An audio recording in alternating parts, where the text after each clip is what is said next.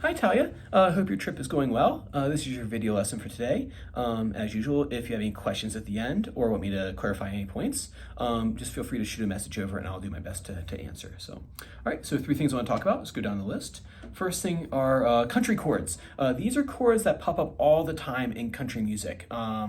And like acoustic, like 80s, 90s stuff for that matter. It pops up. If there's an acoustic song, rock song, chances are like one of these chords are in there. Basically what they're doing is they're making the vanilla chords sound a bit more interesting. So instead of playing, for example, an E minor chord, they might play it like this, right? Or instead of playing a C chord, they might play it like this.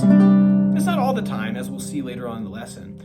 But yeah, there are a lot. These chords are pretty common in that genre. And then, like, say instead of a D chord, instead of playing like that, they do the D sus4. Kind of what we did for the Taylor Swift tune. So if you notice right here, if a lot of these country songs, you kind of like start on G. G is a popular key on the guitar. It just sounds nice. So what they do is use G. And since a lot of these songs are written on guitar, they'll find a way to kind of move stuff around over here that you wouldn't normally see like on the piano necessarily. So G, and then a really common move is to go to an E minor 7. So rather than playing an E minor, they'll keep these two fingers down, right? So 3 and 4 stay in place. 1 and 2 will lift, and I've written this chord out right here on the diagram. I'm pointing at it like you can see it right now, but trust me, it's right here. So you put your first and second finger down on the 5th and 4th string. It looks like this right here. You strum all 6 strings.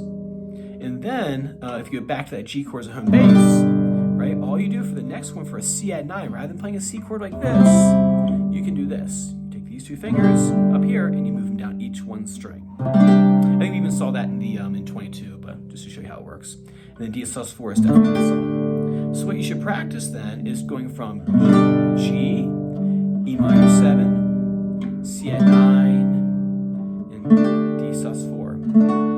Oh, that one sounds like the Alan Jackson Do You Remember When?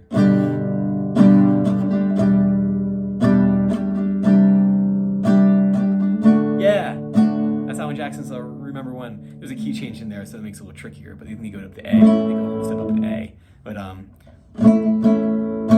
see if I can do it.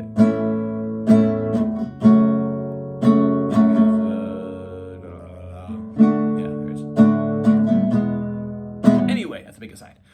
So I want you to practice this week is see if you just keep like, at first 1 strum.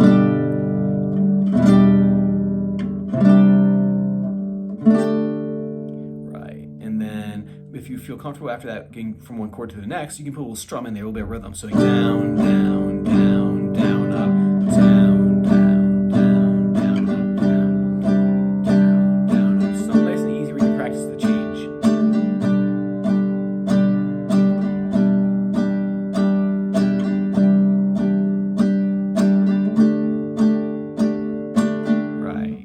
Practice that for me. All right, number 2 is a finger independence drill. So as we get more and more further into this whole thing, you're gonna start doing a whole lot of like moving around with your first and second finger. So what I want you to practice is taking your first finger right here and go 0 on the 6th string. And then, 3 and 4 will stay in place. So these 2 stay parked right here, okay? These 2 are gonna lift off and you're gonna go straight down the fret this way and come back up. You're gonna go over here to the 3rd fret and you're gonna go straight down as far as you can go without bumping into your fingers and then coming back up again, right? And I've tabbed it out here for you too. So 3 and 4 stay in place. I'm gonna start on the 6th string, so 0, 2 with the first finger.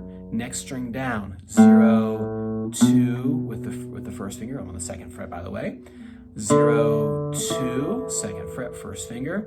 0, 2, right? Then 2, 0, 2, play it back the way you came. Right, so just like that right there. Cool. Practice that for me. And then that way when we get to stuff like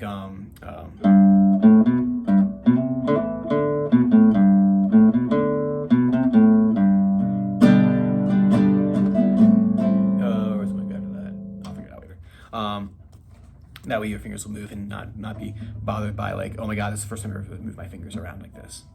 Next thing and the third thing I want you to do is the chorus for 22. So like I said before, in the beginning of the song, she does this. Down, down, down, up, up, down, down. She's using those For this section, she doesn't do that. I don't know why, but she switches over to the standard chords. Down, down, up.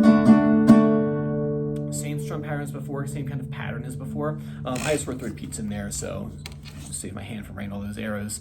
So you have the G chord, down, down, down, up. Go to a D chord, up, down, down. G chord, down, down, down, up, down, down. And we're pivoting off that ring finger right there.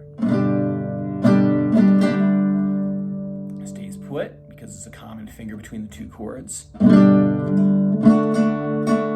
then you go to a C chord, down, down, down, up, E minor, up, down, down, D, down, up, C. And then the D chord is going to be down, down, down, up, down, down. So she doesn't switch on those last three strums on the D chord. She keeps the same chord. So real slow.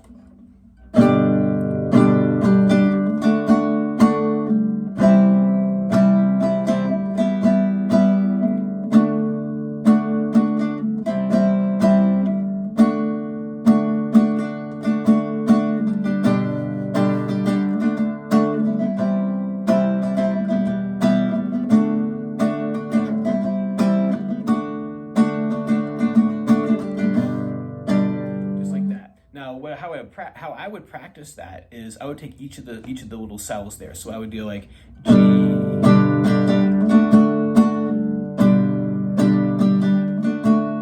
just practice back and forth on the G to D. Then I would practice the next one, C minor.